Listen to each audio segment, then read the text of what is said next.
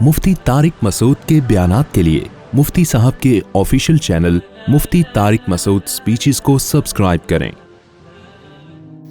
الحمد للہ نحمده ونستعینه ونستغفره ونؤمن به ونتوکل علیہ ونعوذ باللہ من شرور انفسنا ومن سیئات اعمالنا من يهده الله فلا مضل له ومن يضلله فلا هادي له ونشهد ان لا اله الا الله وحده لا شريك له ونشهد ان سيدنا وحبيبنا وشفيعنا وسندنا محمدا عبده ورسوله صلى الله تعالى عليه وعلى آله واصحابه وبارك وسلم تسليما كثيرا كثيرا اما بعد فاعوذ بالله من الشيطان الرجيم بسم الله الرحمن الرحيم يا ايها الناس اتقوا ربكم الذي خلقكم من نفس واحدة وخلق منها زوجها وبث منهما رجالا كثيرا ونساء واتقوا الله الذي تساءلون به والأرحام إن الله كان عليكم رقيبا وقال تعالى يا أيها الذين آمنوا اتقوا الله وقولوا قولا سديدا يصلح لكم أعمالكم ويغفر لكم ذنوبكم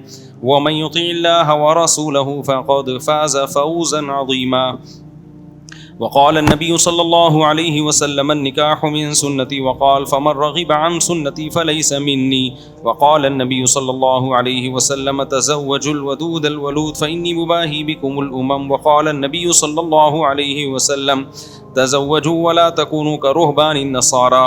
جناب محمد عمیر الدین بل محمد صلاح الدین، میں نے 1,01,000 مہر میں آپ کا نکاح مریم بنت شمشیر علی سے کیا، آپ نے قبول کیا؟ جزاک اللہ جی، بہت شکریہ آپ کا، اللہ بہت جزائے خیر دے آپ کو، اور دعا ہے کہ اللہ ان کو خوشیاں نصیب کرے، کامیاب ازدواجی زندگی اللہ تعالیٰ ان کو نصیب کرے، آپس کے اختلاف اور انتشار سے اللہ تعالیٰ بچائے، اور اس نکاح کو ان دونوں کے خاندانوں میں اللہ جوڑ کا ذریعہ بنائے، اور دونوں کے خاندانوں کو آپس کے اختلاف سے، فتنوں سے، شیطان کے شر سے محفوظ رکھے۔ اب بیان سن کے جائیں گے یا جلدی ہے؟ اب تو شادی ہو گئی نا، ابھی بھی بیٹھیں گے؟ پھر اس کا مطلب اخلاص ہے بندے میں، شادی کے بعد بھی کوئی بیٹھا ہوا ہے بیان سننے کے لیے تو اس کا مطلب وہ شوق سے آئے۔ الحمدللہ نحمدہ ونصلی علی رسولہ الکریم۔ آج سورہ الحاقہ کی آخری آیات پر بیان کرنا تھا، لیکن آج میں نے سوچا کہ نکاح کا خطبہ پڑھا ہے نا، تو اسی خطبے کو تھوڑا ایکسپلین کر دیتا ہوں۔ بہت سے لوگوں نے نکاح مجھ سے پڑھوائے ہیں نا، تو میں خطبہ پڑھتا ہوں، تو لوگوں نے کئی بار مطالبہ کیا یہ خطبے میں کیا پڑھا جاتا ہے۔ دیکھو، ہر مذہب میں جب نکاح ہوتا ہے تو مذہبی کچھ رسومات ہوتی ہیں نا، عیسائیوں میں بھی کچھ پڑھ رہے ہوتے ہیں، ہندو بھی کچھ پڑھ رہے ہوتے ہیں، ان کے جو آگ کے گر جو چکر لگاتے ہیں وہ پنڈت جی کچھ پڑھ رہے ہوتے ہیں نا، تو مسلمان بھی کچھ پڑھ رہے ہوتے ہیں۔ کیا خیال ہے؟ آپ نے علماء کو دیکھا ہوگا جب نکاح پڑھاتے ہیں تو یہ خطبہ پڑھتے ہیں جو میں نے ابھی پڑھا۔ تو کیا فرق ہے بھائی اسلام میں اور دوسرے مذاہب میں؟ بڑا فرق تو یہ ہے کہ اسلام نے جو خطبہ بتایا ہے، جو سنت سے ثابت ہے، ایک تو وہ سمجھ میں آتا ہے ہر ایک کی، جس کو بھی عربی آتی ہے، نہیں آتی تو وہ عربی میں ترجمہ کروا سکتا ہے۔ بہت سے مذاہب میں ایسا کچھ پڑھا جاتا ہے کہ وہ وہی سمجھ رہے ہوتے ہیں کہ کیا پڑھ رہے ہیں، اب کچھ پتہ نہیں وہ کیا بول رہے ہوں، وہ پتہ نہیں جو نکاح پڑھا رہے ہوں کہ بٹھے تیری ایسی کی تیسی، تو دیکھ تیرے ساتھ ہونے والا کیا ہے۔ ہو سکتا ہے، میں نہیں کہہ رہا ایسا ہوگا، لیکن اگر ہو رہا ہو تو ہمیں کیا پتہ چلے گا بھائی؟ یار جب نکاح ہوتا ہے کچھ سمجھ میں آتا ہے۔ دوسرے مذہبوں کی بات کر رہا ہوں، کچھ بھی لگا لو، گالیاں والیاں بھی ہو سکتی ہیں، ہو سکتا ہے بڑی اچھی اچھی نصیحتیں کر رہے ہوں، لیکن اسلام میں یہ گڑبڑ آپ کر نہیں سکتے، کیونکہ عربی زبان اس وقت بھی 20 ملکوں کی آفیشلی زبان ہے، 20 ملکوں کی قومی زبان ہے، اور سرکاری زبان ہے، ان کی دفتروں کی زبان ہے۔ تو اتنی بڑی زبان، یہ جو اسلام کے برحق ہونے کی ایک بہت بڑی دلیل یہ بھی ہے کہ 1400 سال پرانی کوئی زبان اس طرح سے محفوظ نہیں ہے جس طرح سے عربی محفوظ ہے۔ میں نے یہ بیان کیا تھا تو بعض لوگوں نے اس پہ کمنٹس کیے کہ بس سنسکرت زبان جو ہے وہ بھی تو اتنی صدیوں پرانی ہے، وہ بھی تو محفوظ ہے۔ بھائی وہ عربی کا 1000واں حصہ بھی محفوظ نہیں ہے اس طریقے سے، وہ چند لوگوں کو معلوم ہے، وہ بھی مخصوص، اور اس میں بھی اتنی چینجنگ ہو چکی ہے کہ ہو سکتا ہے وہ بھی پرانی کتابیں پڑھیں تو ان کی سمجھ میں نہ آئے۔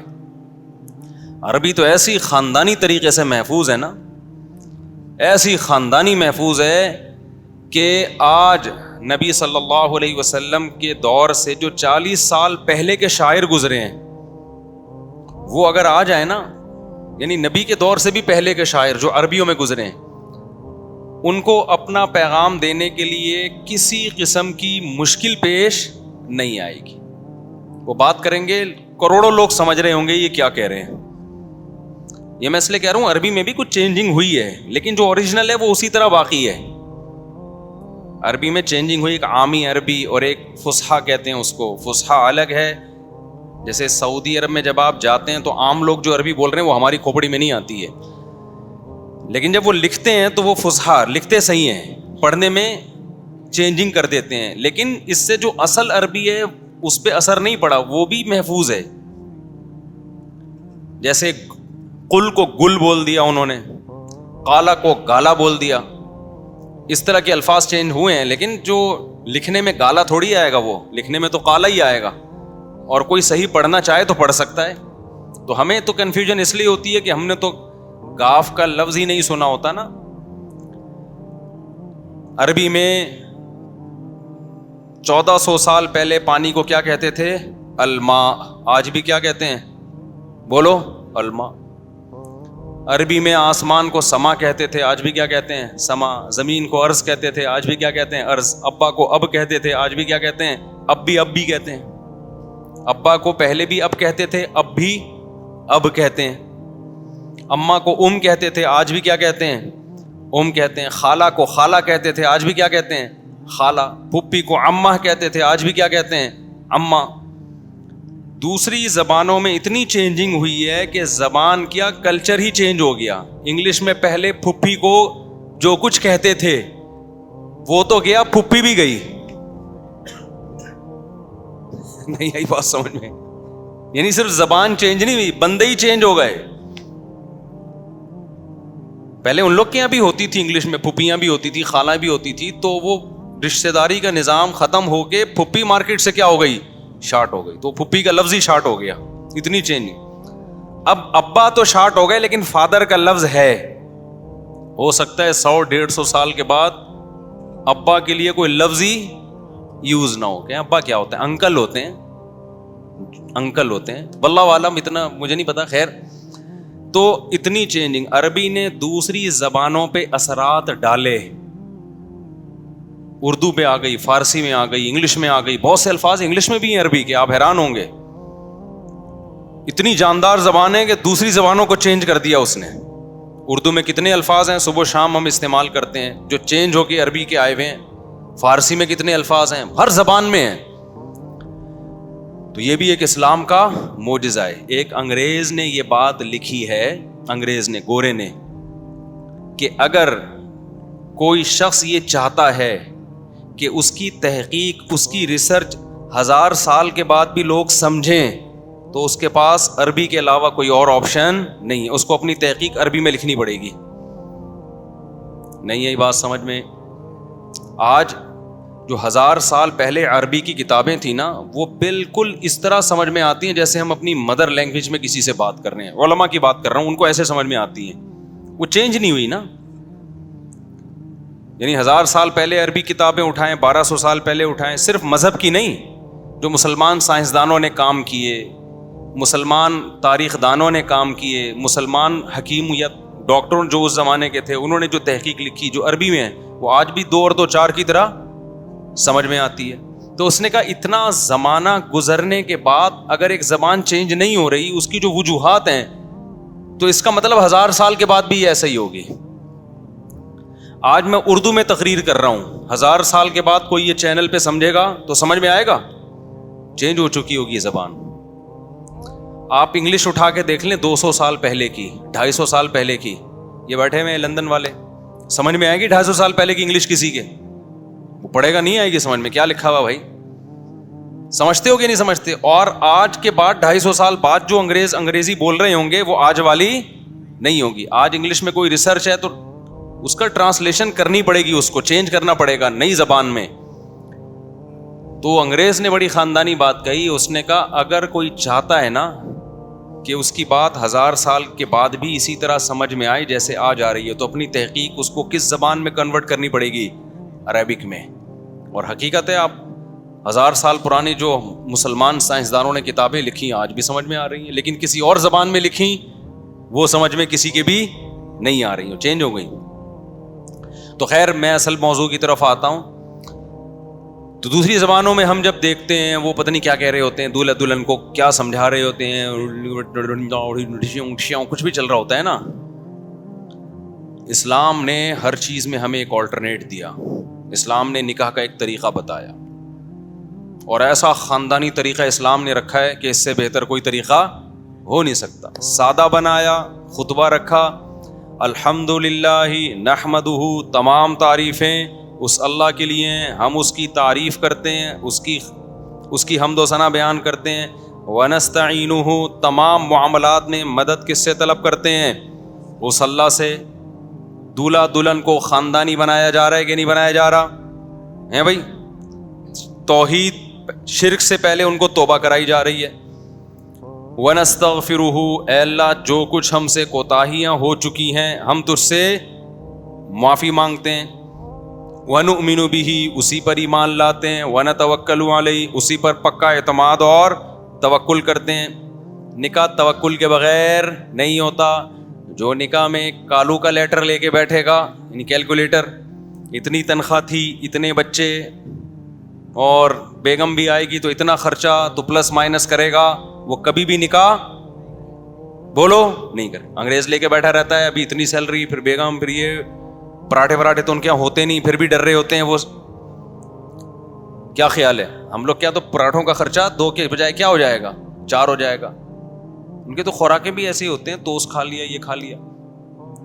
تو اس کے باوجود ہم کس پہ توکل کرتے ہیں؟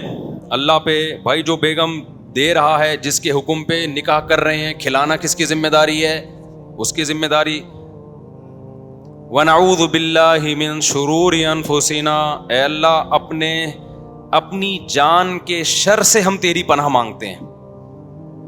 یعنی ہمیں دشمن سے جتنا خطرہ ہے نا، اس سے زیادہ خطرہ اپنے آپ سے ہے. کوئی ایسا الٹا کام نہ کریں جس سے ہمیں نقصان ہو جائے. ونعوذ باللہ من شرور انفسنا ومن سیئات اعمالنا، اپنے برے اعمال کے شر سے ہم تیری پناہ مانگتے ہیں. ونعوذ باللہ من شرور انفسنا ومن سیئات اعمالنا من یہدہ اللہ فلا مضل لہ ومن یضلل فلا ہادی لہ. آگے چونکہ خطبے میں نصیحت بھی ہے نا، اس نصیحت میں اللہ سے دعا مانگی جا رہی ہے.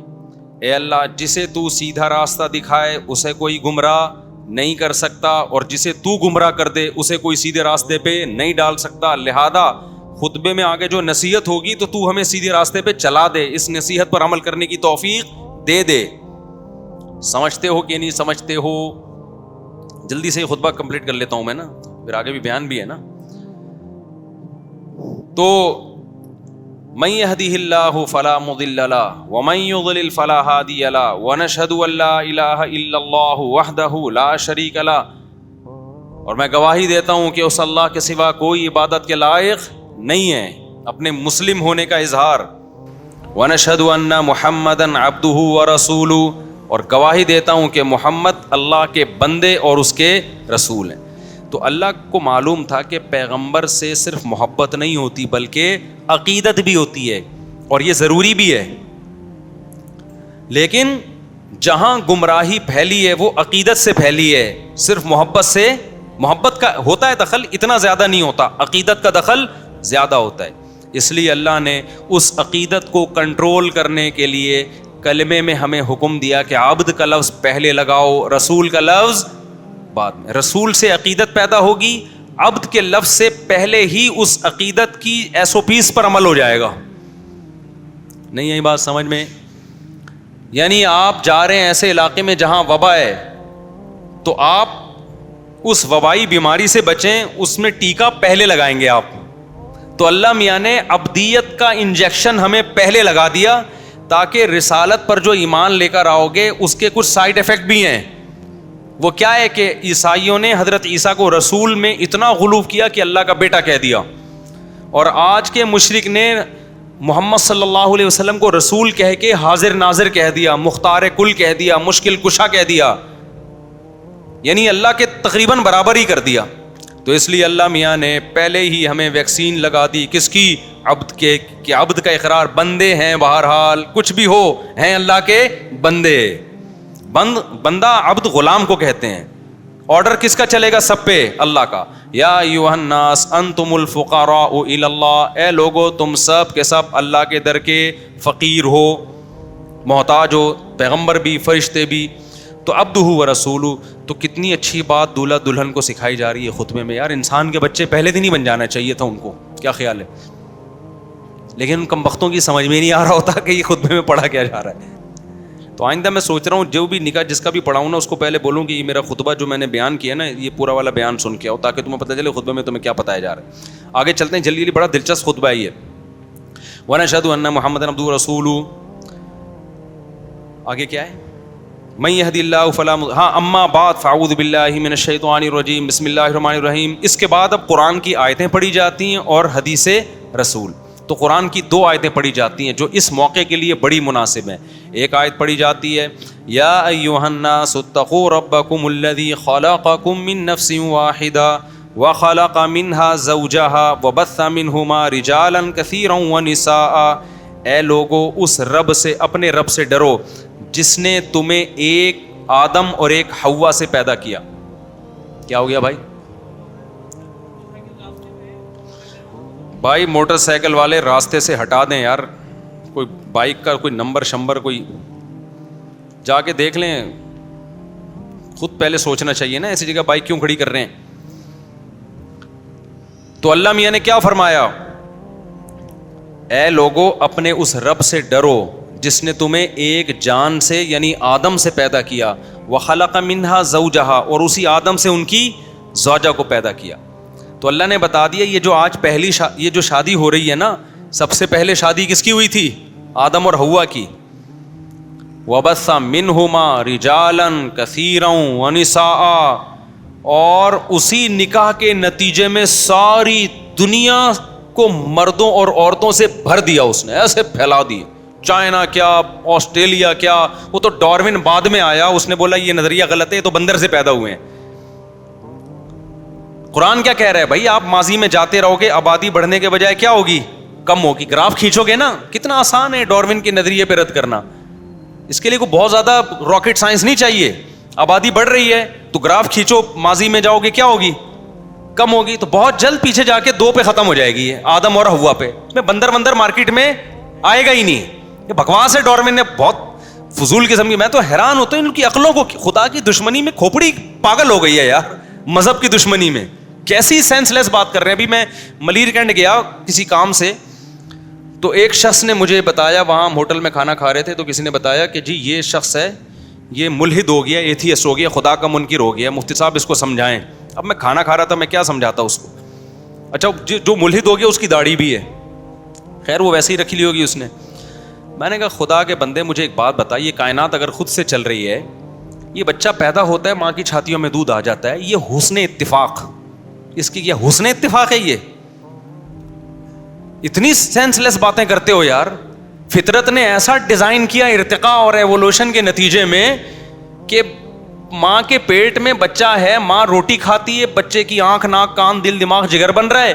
ادھر بچہ مارکیٹ میں آیا اور ایک دم نئی چیز دودھ بننا شروع, اور ماں کی چھاتیوں میں پہنچ گیا وہ دودھ, اور بچے کو کچھ نہیں پتا, لیکن یہ پتا ہے دودھ کہاں سے ملے گا اور حلق میں کیسے اترے گا. اور میں نے کہا بھائی یہ بکواس کے علاوہ کچھ بھی نہیں ہے جو ڈارون کر کے گیا ہے. آپ لوگ کی سمجھ میں آ رہا ہے کہ نہیں آ رہا؟ اچھا اماں بات, ابا پہلے. اماں بات یہ کہہ رہے ہیں, اماں بات جو آپ نے خطبے میں پڑھا اس کی وضاحت کر دیں. پہلے میں تھوڑے سے چترول ڈارون کے تو لگانے دیں نا. لوگ مجھے کہتے ہیں ہر بیان میں آپ کے ڈارون آتا ہے, اور ہر بیان میں آپ انگریزوں کے ابا کی واٹ لگاتے ہو. ابا نہیں, ابا یہ کیا, بس کرو یار. بے مسئلہ ہی یہی ہے سارا. دیکھو مسلمان جو مذہب سے دور ہوا, یا تو الحاد کی وجہ سے ہوا یا گورے کی وجہ سے ہوا ہے. کیونکہ فالو کس کو کر رہا ہے؟ گورے کو کر رہا ہے. یہ ایسا ہی ہے جیسے نبی صلی اللہ علیہ وسلم ہر دعوت میں مشرکین عرب کے بتوں کے بارے میں بتاتے تھے کیوں؟ ان کے لیے مسئلہ کیا تھا؟ جب تک ان کے دل سے ان بتوں کی محبت نہیں نکلے گی وہ توحید کے راستے پہ نہیں آئیں گے. تو جب تک آپ کے دل میں گورے کے کلچر کی محبت نہیں نکلے گی, کیونکہ فالو اسی کو کر رہے ہیں, اور جب تک یہ سائنسدانوں کو جو باپ بنا لیا ہے نا, سائنس کو تو ہم بھی مانتے ہیں لیکن اتنا باپ نہیں بناؤ کہ افورڈ نہ کر سکو قیامت کے دن پھر اللہ سے آگے نہ لے کے جاؤ. تو یہ نکالنا ضروری ہے, اس کے بغیر رکاوٹیں پہلے دور کی جاتی ہیں نا, پھر آگے روڈ کیا ہے؟ صاف ہے. تو رکاوٹیں دور نہیں ہو رہی ہیں. ابے دیکھو, جب بھی کوئی محلے میں کوئی بڑا آدمی آتا ہے تو پہلے سارے اسپیڈ بریکر راستے سے, ایک دفعہ میں انڈا موڑ آیا تو روڈ بنا ہوا سارا صاف. میں نے کہا بھائی یہ تو ہم 10 سال سے یہاں روڈ نہیں بن رہا تھا, ایک دم کیسے پتا چلا؟ جی وہ فلاں آ رہے ہیں, ان کا بیان, ان کی تقریر ہے, جلسہ ہے. تو جلسے سے پہلے سب کچھ کیا ہو گیا؟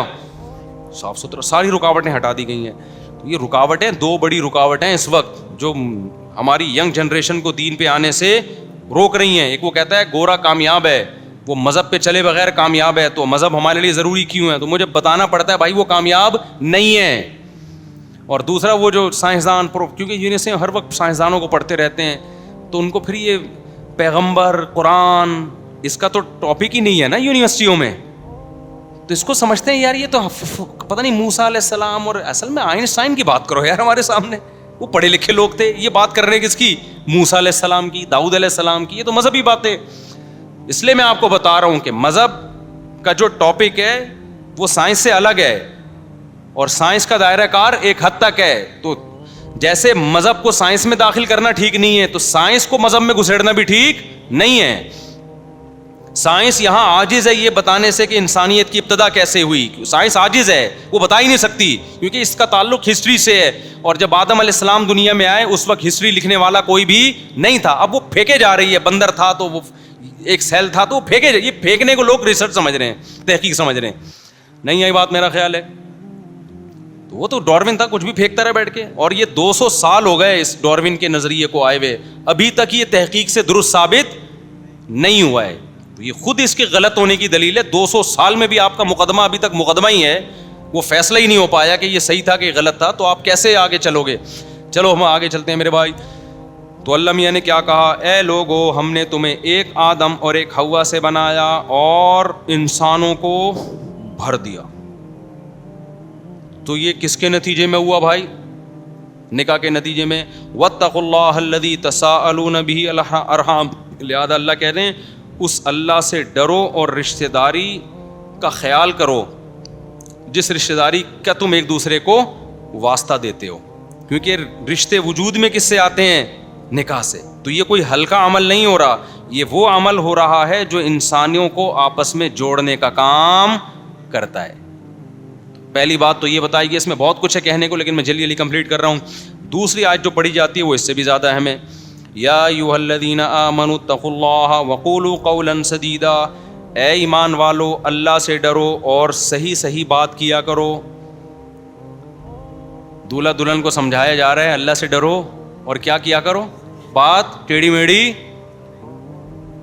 کیونکہ جیسے ہی شادی ہوتی ہے ٹوپیاں کرانے کا بازار لگ جاتا ہے, جھوٹ بازاری کیا ہو جاتی ہے. شوہر بیوی کو ٹوپی کراتا ہے, بیگم شوہر کو وہی بس وہ والا لطیفہ نہیں ہے, آج سے تم میری کائنات بھی ہو, میری مسرت بھی ہو, میری راحت بھی ہو. وہ کہتی ٹھیک ہے, وسیم بھی تم ہو, غفار بھی تم ہو, اور ستار بھی تم ہو. پہلے ٹوپی کرا رہی تھی, بتا نہیں رہی تھی نا نام. تو اللہ میاں نے کیا کہا؟ قولوا قولا سدیدا, بات کیا کرو؟ سیدھی سیدھی راستی کی بات. اس سے فائدہ کیا ہوگا؟ یصلح لکم اعمالکم, اللہ تمہارے اعمالوں میں سدھار پیدا کر دے گا. جب غلط بیانی سیکھ لیتا ہے, ساری رات دوستوں کے پاس بیٹھا ہوا ہے, بیگم کو ٹوپی کرا رہا ہے, میں یہاں گیا تھا, میں مدنی مسجد گیا تھا, میں یوں گیا تھا, وہ جھوٹ پلوت کا ایک بازار گرم ہوتا ہے نا. اس سے ایک دوسرے پہ اعتماد ختم. جب میاں بیوی کو ایک دوسرے پہ اعتماد ختم ہو گیا تو پھر برائی ان کے لیے آسان بھی, اور جھوٹ بولنا جب آسان تو برائی کرنا آسان. جب آدمی کو پتا ہے میں پکڑا گیا تو مجھے سچ بولنا پڑے گا, تو وہ کہتا ہے ایسا کام ہی نہ کرو جس میں مجھے جھوٹ بولنا پڑے. کہ اپنے آپ چاہتے ہو نا سیدھے سیدھے چلتے رہو, تو سیدھے سیدھے رہو بھائی, 2 نمبریاں مت کرو, زبان کو کنٹرول کر لو, گھمایا نہ کرو بات کو.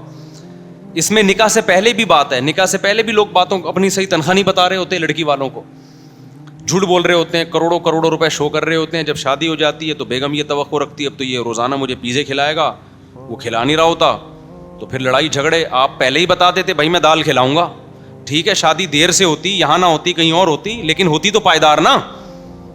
کیا ہو گیا بھائی جان, پائیدار ہوتا ہے نا رشتہ. شروع سے جھوٹ بول رہے ہوتے ہیں. وہ لکڑ دا کام ہے نا, ایک لطیفہ میں اکثر سناتا ہوں. ایک رشتے لینے کے لیے کوئی گیا, لڑکی والوں نے پوچھا آپ کا بیٹا کیا کرتا ہے, انہوں نے کہا لکڑ دا کام ہے. انہوں نے کہا لکڑیوں کا بزنس تو ہے, کوئی کیا کرتا ہے, کوئی فیکٹری ہے یا کوئی فرنیچر کی مارکیٹ ہے, کیا ہے؟ کیا ہم نے بول دیا لکڑیوں کا بزنس ہے, اس کا اپنا ذاتی بزنس ہے. ابے امپورٹ کرتا ہے, ایکسپورٹ کرتا ہے, جنگل کے درخت کاٹتا ہے, کیا کرتا ہے بھائی؟ آپ کو بتا دیا ماشاء اللہ, اللہ کا دیا سب کچھ ہے. ہمارے بندے کا بچے کا کام کیا ہے؟ لکڑ دا پرسنل بزنس ہے. جب انہوں نے وہ بھی سر پہ کھڑے ہو گئے, انہوں نے صحیح طرح منہ سے پھوٹ کرتا کیا؟ انہوں نے کہا جامع مسجد کے باہر مسواکیں بیچتا ہے. تو میرے بھائی جامع مسجد کے باہر مسواکیں بیچنا بری بات نہیں ہے, لیکن اس کو لکڑ دا کام کہنا کیا ہے؟ یہ بری بات ہے. سیدھے بتا دو یار, رشتہ ہونا ہوگا ہو جائے گا, نہیں ہوگا تو. لیکن ہر آدمی چاہتا ہے کہ بڑی جگہ ہاتھ مارے, مجھے یہ چاہیے, مجھے وہ چاہیے, اس میں جھوٹ بول رہا ہوتا ہے. پھر جس رشتے کی بیس جھوٹ پہ قائم ہوتی ہے, عورت کو پھر کبھی شوہر پہ اعتماد نہیں ہوتا. عورت نے بھی جھوٹ بولا ہوتا ہے بعض دفعہ, پہ مرد کو اعتماد ختم ہو گیا, جھوٹے لوگ ہیں اب کیا, ہر بات میں پھر جھوٹ کی بو آ رہی ہوتی ہے. پھر وہ سچ بھی کہہ رہے ہوتے ہیں تو لگتا ہے جھوٹ. تو اس لیے اللہ میاں نے یہ کہا. پھر آگے جو حدیث پڑھی جاتی ہے, نبی صلی اللہ علیہ وسلم نے فرمایا النکاح من سنتی, فرمایا نکاح کیا ہے؟ میری سنت, تاکہ دولہے کا کانفیڈنس بحال ہو, اور اگر پہلے سے وہ کانفیڈنٹ ہے تو اس کے کانفیڈنس میں اضافہ ہو جائے کہ میں کوئی برا کام نہیں کر رہا ہوں, لہذا پکڑا بھی گیا تو کوئی ایسی بات, کیونکہ پکڑے جانے کا بھی آج کل دولہوں کو کیا ہوتا ہے, ڈر ہوتا ہے. کیونکہ میں جب کر رہا تھا نا, مجھے سب سے بڑا ڈر یہ تھا میں پکڑا گیا تو ہوگا کیا میرا, کیونکہ میرا اپنا بھائی میری شادی میں نہیں آیا. جو دوست, دوسری کی بات کر رہا ہوں, جب دوست احباب تھے جنہوں نے وعدے کیے تھے, وہ اینڈ ٹائم پہ مارکیٹ سے کیا ہو گئے, شارٹ کے یار ہم بھی پٹیں گے. تو میں اکیلا رہ گیا. تو بڑی مشکل سے 2-3 دوست میں نے ادھار لیے. میں نے کہا بھائی 1 گھنٹے کے لیے ادھار دوست بن جاؤ میرے. تو یہ مسائل ہوتے ہیں. تو اس لیے اللہ میاں نے فرمایا کہ نبی سے کہ النکاح من سنتی, نکاح کیا ہے؟ میری سنت. پہلا بھی ہو دوسرا بھی ہو سنت ہے بہرحال, تو گھبرانے کی بالکل بھی ضرورت نہیں ہے. اور دوسری بات, فمن رغب عن سنتی فلیس منی, دوسری حدیث میں جو میری سنت سے اعراض کرے گا اس کا مجھ سے کوئی تعلق نہیں ہے. یہ ان فنٹروں کو کہا جا رہا ہے جو سمجھتے ہیں نکاح نہ کر کے ہم دین کی خدمت کر لیں گے, قوم کا بہترین سرمایہ بنیں گے. انگریز شادی وادی نہیں کرتا, تبھی وہ شادی بیاہ کے بکھیڑوں سے بچ کے ان کے ہاں بہترین سائنٹسٹ پیدا ہوتے ہیں, بزنس مین پیدا ہوتے ہیں, وہ کام کو فوکس کرتے ہیں. مفتی طارق مسعود کی طرح 15 بچے اور شادیاں اور یہ ٹوپی ڈرامے اور یہ فضول کام ان کے ہاں نہیں ہے. وہ ہیں کس کو فوکس کرتے ہیں؟ اسٹیٹ, ریاست, ترقی. تبھی دیکھو چاند پہ پہنچ رہے ہیں. ہو رہا ہے کہ نہیں ہو رہا؟ مریخ پہ جا رہے ہیں. اور یہ مولوی یہاں کے گھٹیا سوچ قوم کو کس میں لگا دیا؟ شادیوں میں اور بچوں میں. پہلے ہی ملک کا بیڑا غرق ہوا ہوا ہے, پہلے ملک کا بیڑا غرق ہوا ہوا ہے. اور یہ اور ان فضول کاموں میں بچکانا سوچ, دقیانوس. آئی بات سمجھ میں کہ نہیں آئی ہے؟ آپ لوگ کی سمجھ میں نہیں آ رہی, گورے کی کہاں سے آئے گی؟ نہیں آئی میرا خیال ہے. تو نبی نے بتا دیا کہ اس بیس پہ کہ میں ترقی زیادہ کر پاؤں گا, پیسہ کما لوں گا, میں اللہ کی عبادت کروں گا, قوم کا بہترین سرمایہ بنوں گا, اس بیس پہ جو نکاح سے دور بھاگے گا, ویسا ہی نکاح نہیں کر رہا, اس کو شوق ہی نہیں ہے, وہ ایک الگ بات ہے. یا وہ بکھیڑوں میں پڑھنا ہی نہیں چاہتا, بھائی میں میرا دماغ ہی نہیں ہے یار. اس کے حالات میں نے دیکھے, ایک صاحب ایسے بھی تھے, انہوں نے جب شادی شداؤں کے حالات دیکھے, انہوں نے کہا بھائی ہم ایسے ہی ٹھیک ہیں, لیکن ان کے اچھائی کا لیبل نہیں لگایا. جو اچھائی کا لیبل لگائے گا نا, تو نبی کیا فرما رہے ہیں, مر رغب عن سنتی, جو میری سنت سے اعراض کرے گا فلیس منی, وہ گوروں سے ہوگا. قیامت میں وہ مائیکل جیکسن کے ساتھ تو جا سکتا ہے, اس نے بھی شادی نہیں کی تھی, یہ کی تھی تو پتہ نہیں آخر عمر میں کیا ہوا تھا واللہ عالم, لیکن بہرحال لیٹ ہی کی ہوگی. ان کے یہاں یہ تھوڑی کہ جس عمر میں واسع کی ہو رہی ہے اس عمر میں مائیکل جیکسن کی ہو جائے. پھر ہو بھی کہ بچوں کے بڑے مسائل ہوتے ہیں ان کے یہاں. تو نبی نے فرمایا میرا طریقہ نکاح بھی اور آگے نسل بڑھانے کی بھی ترغیب دی, جو میرے طریقے سے اعراض کرے گا وہ مجھ سے نہیں ہے. حالانکہ نبی کا مشن گورے کے مشن سے بڑا تھا. نبی کو پوری دنیا کا ٹاسک دیا گیا تھا, تابڑ توڑ جنگیں ہو رہی تھیں, پوری دنیا آپ کے خلاف اکٹھی ہو رہی تھی. تو نبی کی مصروفیت زیادہ تھی یا آپ کی زیادہ ہے؟ نبی کی زیادہ تھی. دیکھو نکاح سے دو چیزیں انسان کو روکتی ہیں, ایک معاشی تنگی, زیادہ تر لوگ شادی نہیں کر رہے ہوتے یار اسٹیبل نہیں ہے, ایک یہ چیز. دوسری جو سب سے بڑی رکاوٹ ہے نا نکاح میں, وہ ہے جنگ. معاشی بحران یہ کم درجے کی چیز ہے, جنگی بحران یہ اس سے, بھائی کسی ملک پہ جنگ مسلط ہو جائے تو ملک اکنامیکلی اپنے آپ کو اسٹیبل کرنے کے بجائے سب سے پہلے تو وہ یہ کوشش کرے گا یہ جنگ ختم ہو کسی طریقے سے, کیونکہ سارا پیسہ کس میں لگے گا آپ کا؟ جنگ میں لگے گا. آپ اکنامیکلی مضبوط ہو کے بھی غریب ہو جاؤ گے, تبھی قرضے لے کے اپنے آپ کو مقروض بنا رہے ہوتے ہیں. بھائی کسی طرح ڈیفنس کو مضبوط کریں. صحابہ اور نبی صلی اللہ علیہ وسلم میں یہ دو رکاوٹیں علی وجہ الاتم تھیں. ایک مالی بحران اتنا کہ غربت کے خوف سے بچوں کو قتل کیا جا رہا تھا جب اسلام آیا ہے, یہ تو مالی بحران تھا, اور مدینہ جا کے تو اور بڑا بحران پیدا ہو گیا. نمبر 2 جنگیں, احد, بدر, خندق اور بنو قریظہ, بنو نذیر, چاروں طرف سے کیا ماحول بنا ہوا ہے؟ جنگوں کا. تو آپ کے پاس فرصت ہوگی, اور اس میں ایٹ اے ٹائم آپ 9 بیویاں رکھ رہے ہیں. نہیں یہی بات سمجھ میں, اور لوگوں کو ترغیب دینے. عبداللہ بن مسعود جیسے صحابی کو جو مسکین تھے ان کو نکاح کی ترغیب, اور مسکین صحابہ کو ترغیب دے رہے ہیں نسل بڑھاؤ. تو اس سے پتہ چلتا ہے کہ اسلام اس فلسفے کو مانتا ہی نہیں ہے کہ مالدار زیادہ شادیاں کرے گا یا زیادہ بچے پیدا کرے گا. اسلام کہہ رہے کہ یہ اسلام کا حکم ہے, اس میں اللہ پہ کیا کرنا ہے؟ توکل. نہیں آئی میرا خیال ہے بات سمجھ میں. اور رہا مسئلہ گورے کا کہ بھئی وہ چاند پہ پہنچ گیا, ستاروں پہ کمندے ڈال رہا ہے, وہ شادی بیاہ کے بکھیڑوں میں نہیں پڑتا, وہ بچے پیدا نہیں کرتا, وہ کہاں جا رہا ہے؟ تبھی ترقی کر رہا ہے. تو آپ اس کا چاند پہ پہنچنا تو دیکھ رہے ہو, لیکن اس سوسائٹی کا ابا لیس سوسائٹی ہو جانا, ابا فری ہو جانا, وہ آپ کو نظر, بولو.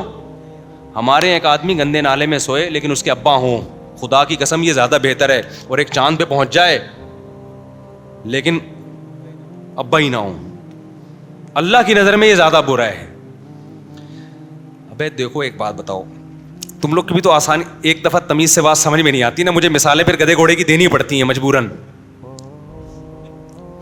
گدھے کو آپ یا کتے کو راکٹ میں اپنے ساتھ چاند پہ لے گئے تو کیا وہ عظیم انسان بن جائے گا؟ رہے گا تو وہ. یا گدھے کو آپ نے ہار پھول پہنا کے ایوارڈ دے دیا. تو گدھے گھوڑے اور انسانوں میں جو ایک بیسک نیچر نے جو فرق رکھا ہے نا, وہ تہذیب کا رکھا ہے کہ انسان تہذیب یافتہ ہوتا ہے اور جانور تہذیب یافتہ نہیں ہوتا. یہ بنیادی فرق ہے. اور تہذیب میں جو سب سے نمایاں چیز ہے وہ نکاح خاندانی نظام ہے. انسانوں میں بھائی بہن بیوی بچے ابا اماں نانا نانی چاچا پھپھا یہ ہوتے ہیں, گدھے گھوڑوں میں یہ نہیں ہوتے.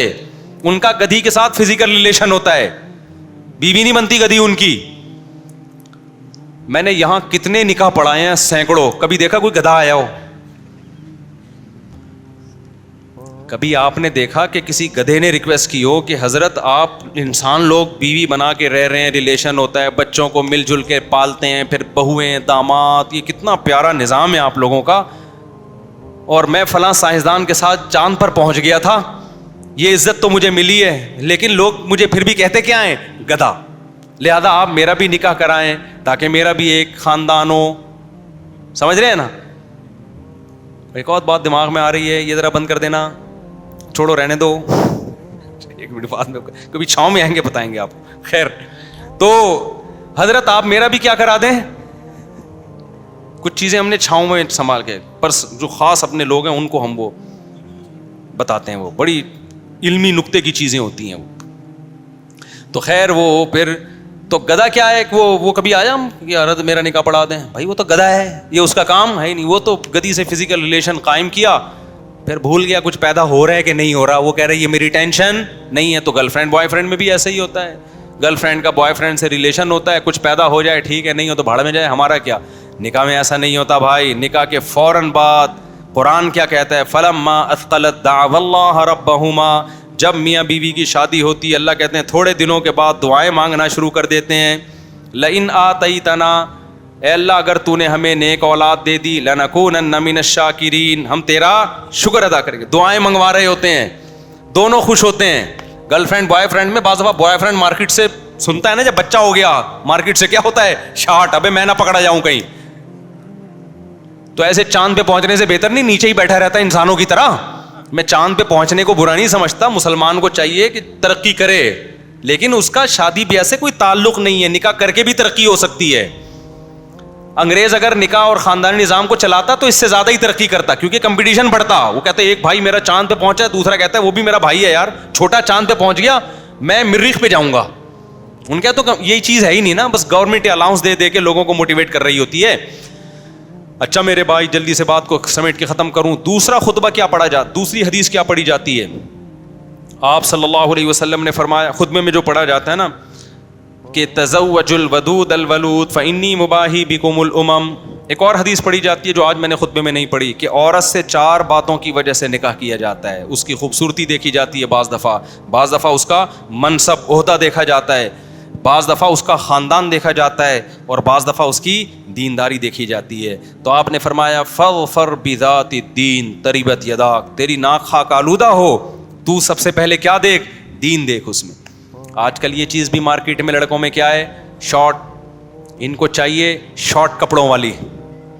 مارکیٹ میں جب جو چیز شارٹ ہوتی ہے تو کپڑے بھی مارکیٹ میں آج کل کیا چل رہے ہیں, ان کو چاہیے لبرل قسم کی لڑکیاں جو انہوں نے اسکرین پہ دیکھی ہوتی ہیں, لیکن یہ نہیں پتا کہ جب اس لبرل سے آپ کی شادی ہوگی تو تھوڑے دنوں میں جو تمہیں چترول لگائے گی نا, کیونکہ وہ خدا کو نہیں مانتی, تو کیا لگتا ہے اس کا. صحیح ہے, یہ تو خدا نے کہا ہے. حدیث کہتی ہے کہ شوہر اگر عورت کو حکم ہوتا کسی کے سامنے سجدہ کرے تو کس کو, شوہر کو. یہ تو قرآن و سنت کہتے ہیں, لبرل انٹیاں ان باتوں کو نہیں مانتی. وہ کہتی ہیں ویمن رائٹس, جتنا ہمارا رائٹ ہے اتنا ہی آپ کا رائٹ. کما کے دے رہا ہے ٹھیک ہے, نہیں تو پتلی گلی سے نکل. نہیں آ رہی بات سمجھ میں, پھر وہ لگاتی ہے کیا, طبیعت سے دھوتی ہے. آتے ہیں روتے ہوئے لوگ, یہ ہو گیا میرے ساتھ.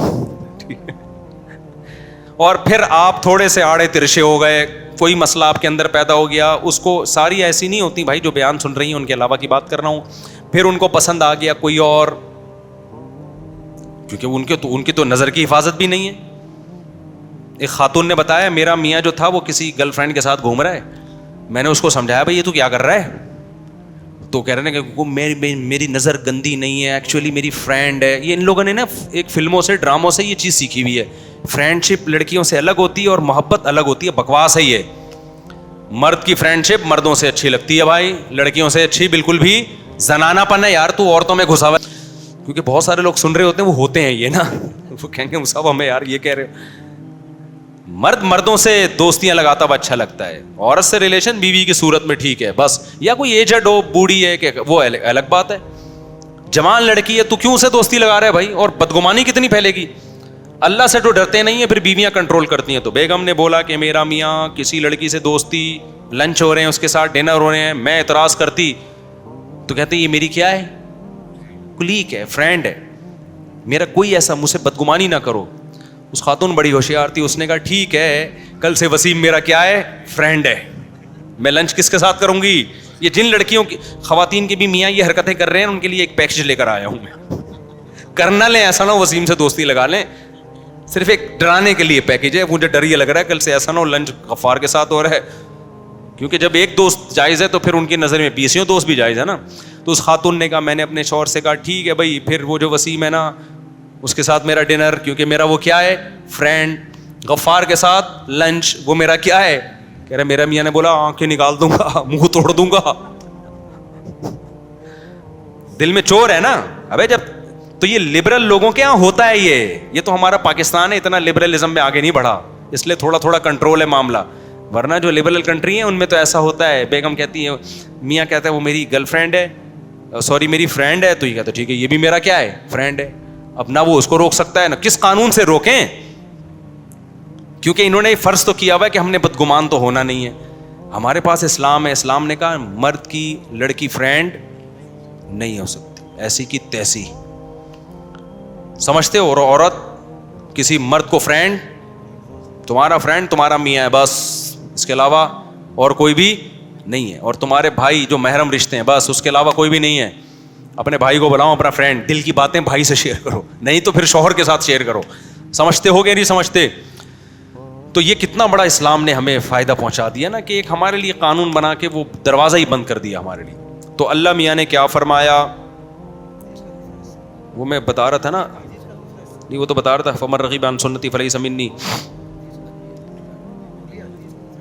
ہاں تو آپ صلی اللہ علیہ وسلم نے فرمایا، ہاں نبی نے فرمایا کہ 4 باتوں سے عورت سے نکاح کیا جائے تو ان میں سب سے زیادہ فوکس کس کو کرنا ہے؟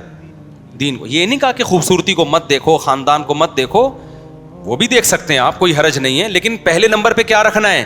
دین کو، تاکہ رشتہ کامیاب ہو. اور آج کل تو دین کو فوکس اس لیے بھی ضروری ہے کہ آج کل خواتین ٹھک سے عدالت سے جا کے خلا لے کے، بچے مارکیٹ سے لے کے شارٹ، پھر کسی مفتی سے فتویٰ لینے کی ان کو ضرورت نہیں ہے.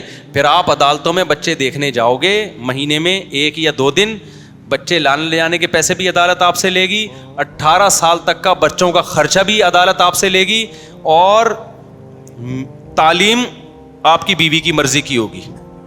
پھر جو مرد ڈپریشن میں جاتے ہیں نا، وہ اگر کسی مفتی سے پوچھے گی تو مفتی بتائے گا یہ ناجائز ہے. بھائی بچے رات میں ہفتے میں 1 دفعہ شوہر کے پاس رہ سکتے ہیں، خرچہ ٹھیک ہے وہ دے گا، لیکن تعلیم پھر شوہر کی مرضی کی ہوگی. مفتی تو کنٹرول کر لے گا، دونوں کا خیال کرے گا، وہ یہ نہیں کہے گا کہ بچے چھین لو ماں سے، نہ، بچپن میں بچے کس کا حق ہیں؟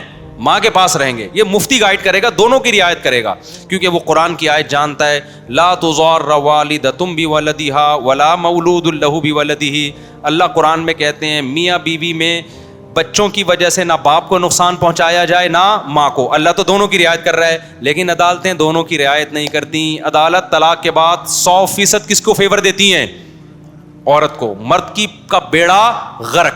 تو آپ نے لبرل انٹی سے شادی کر لی، لبرل انٹی آپ کو لوہے کے چنے چبوائے گی عدالت میں. مذہبی تو بیچاری فتویٰ لے گی کہ میرا خلا ہوا بھی ہے کہ نہیں ہوا، صحیح ہے نا، بلکہ پہلے وہ دیکھے گی کہ بلا وجہ مرد سے خلا مانگنا بھی حرام ہے، کوئی معقول ریزن ہوگی تو مانگے گی ورنہ نہیں مانگے گی. پھر بچوں کے بارے میں بھی شریعت کے حکام کو فالو کرے گی. تو اس لیے میرے بھائی یہ 4 دن کے مزے ہوتے ہیں. دیندار عورت کو تلاش کرو، دیندار کو. اور پھر اللہ میاں نے کیا فرمایا، حدیث میں کیا آتا ہے، آپ نے فرمایا تزوج الودود الولود فانی مباحی بکم الامم. یہ بھی خطبے میں پڑھا جاتا ہے کہ ایسی عورت سے نکاح کرو تو تمہیں اولاد دے. لبرل انٹیاں ان کے اولاد کا سیٹ اپ نہیں ہے، تو کہتے ہیں ایکچولی ہم کوئی بچے پیدا کرنے کی مشین ہے. آدمی کمانے کی مشین ہے، ساری زندگی کماتا رہے گا. بچے پیدا کرنے کی مشین نہیں ہے عورت، لیکن بچے پیدا کرنا اس کی ذمہ داری ہے، جو صرف اسلام نے نہیں بلکہ نیچر نے لگائی ہے. یہ نیچر نے اس کی ذمہ داری لگائی ہے. اب نیچر سے کیسے بغاوت کرو گی؟ اور ہم تھوڑی کہہ رہے ہیں کہ پیدا کرتی رہے، وہ اس میں وقفہ بھی کیا جا سکتا ہے. ایک وقفہ ہوتا ہے کہ بھائی 2-3 بچے ہو گئے تو صحت کے لیے یا نہیں پالے جا رہے، ایک وقفہ اس لیے ہوتا ہے. ایک ہوتا ہے بچے چاہیے ہی ہمیں 2-3، یہ غلط وقفہ ہے.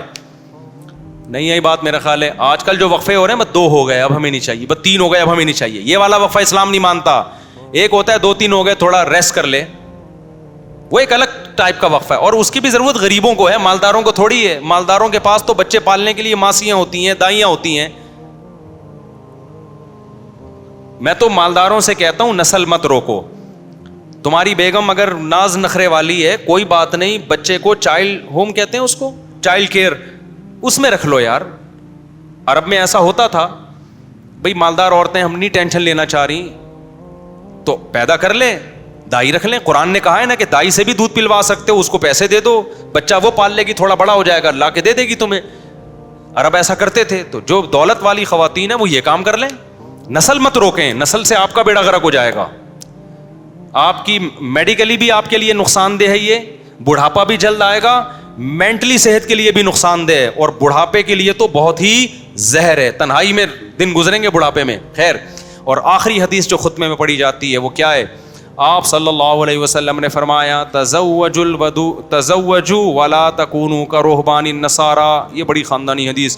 آپ نے فرمایا نکاح کرو عیسائیوں کے پادریوں کی طرح مت بنو.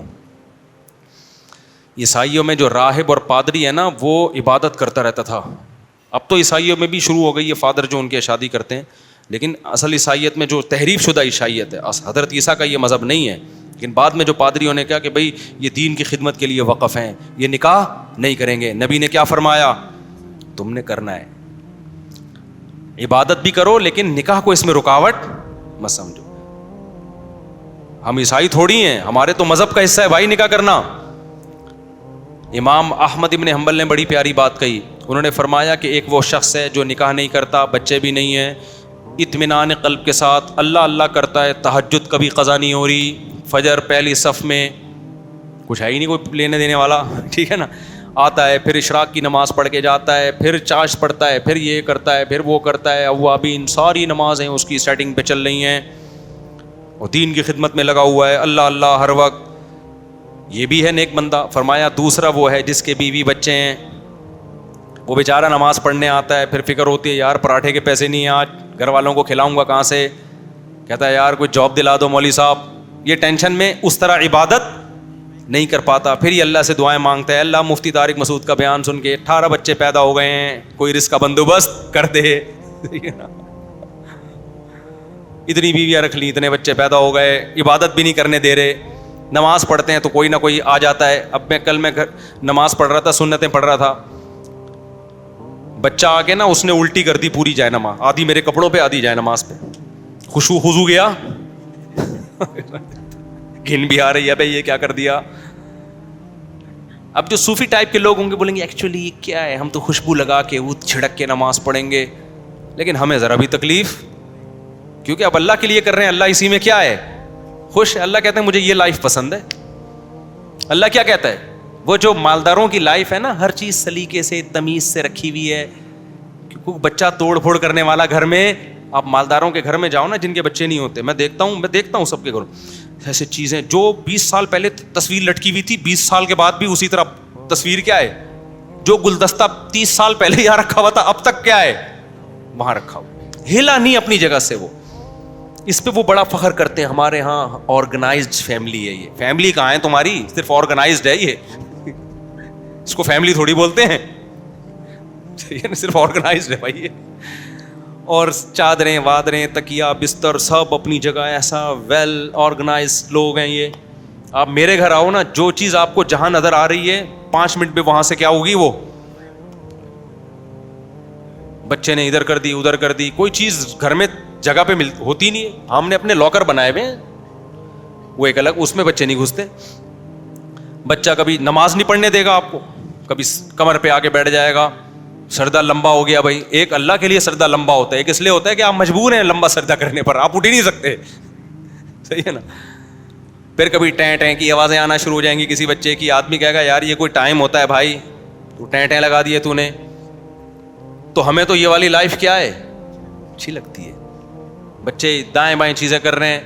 اچھا بچیاں تو اور زیادہ گھر کی رونق ہے. بچیاں کیا کرتی ہیں، جھاڑو پکڑ کے، جھاڑو بھی ایسے لگاتی ہیں، ایک سے یہاں کچرا گیا اگلے ٹرپ میں واپس آ گیا وہ سارا کا سارا. ایسا ہی ہوتا ہے نا. آدمی کہتا ہے بھائی تو نہ لگا تو، لیکن دیتی بھی نہیں جھاڑو. پھر میری ایک چھوٹی بچی نے اتنی شرارت کی کہ کپڑے دھونے، میں نے چھوٹی بچی تھی، ٹپے دھونے، یہ اس کو توتلی زبان میں تپے دھونے. مجھے بار بار ابو میں نے تپے دھونے. ابے میں نے کہا نہیں کر.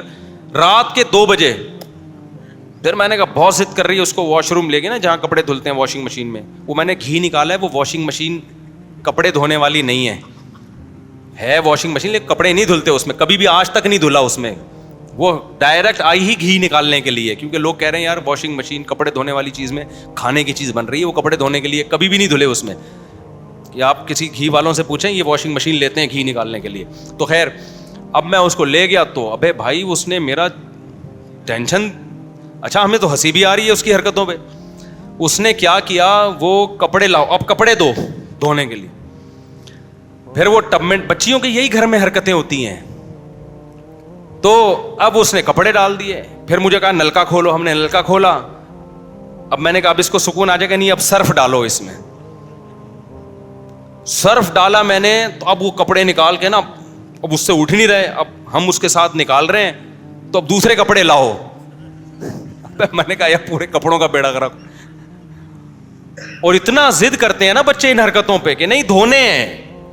جب بہت زیادہ ہو گیا میں نے کہا بیٹا یہ زیادہ ہو گیا ہے, سارے کپڑے کا بیڑا غرق ہو جائے گا, اس کے تو شوق ہی ختم نہیں ہو رہا. تو یہ آرگنائزڈ فیملی ہے, آرگنائزڈ. یہ جو آرگنائزیشن ہمیں نظر آ رہی ہے نا, اور مالداروں کے گھروں میں, خدا کی قسم اس سے یہ بدنظمی 1000 گنا بہتر ہے. افراد تو ہیں گھر میں.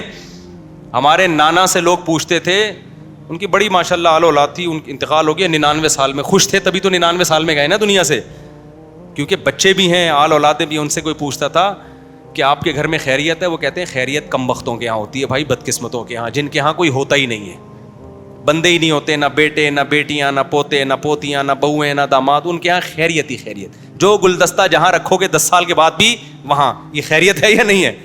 کہہ رہے ہمارے تو ماشاءاللہ افراد ہیں, بچہ آئے گا وہ گلدستہ اٹھا کے ادھر کر دے گا, کولر کھول کے چلے جائیں گے, بھیجو کس کام کے لیے, جا کے کسی اور کام میں مشغول ہو جائیں گے.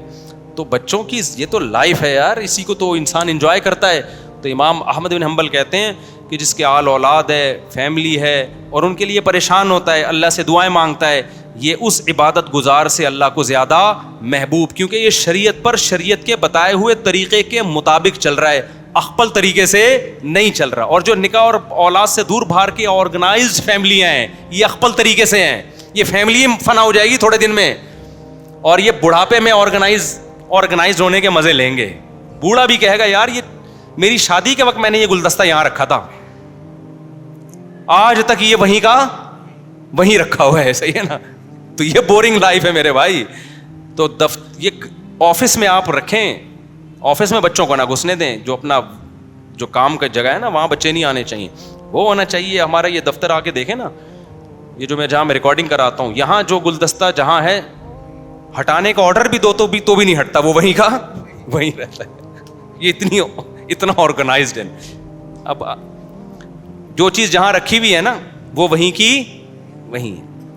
وہ جب بہت دفعہ بولو کہ بھائی ہٹا دو تو پھر 6-7 مہینے میں جا کے ہٹنے کی, وہ تو ہر جگہ دفتروں میں کا یہی حال ہے. وہ ہمارے ساتھی ناراض ہو جائیں گے مجھ سے, ہماری شکایت کر رہے ہیں. تو اللہ تعالیٰ سے میرے بھائی, یہ پہلے پورا میں نے نکاح کا تھوڑا سا آپ کو خطبہ بیان کیا, آ چکے نکاح تھا, ہم نے کہا چلو سورہ الحاقہ سے ہٹ کے تھوڑا سا آج نکاح کے خطبے پہ کئی بار لوگ کہہ رہے تھے, تو سمجھ میں آ گیا نکاح کا خطبہ پورا ایک لائحہ عمل. کتنا خوبصورت خطبہ اسلام نے رکھا ہے یار, تاکہ دولہا دلہن کو اچھی طرح بات کھوپڑی میں بیٹھ جائے.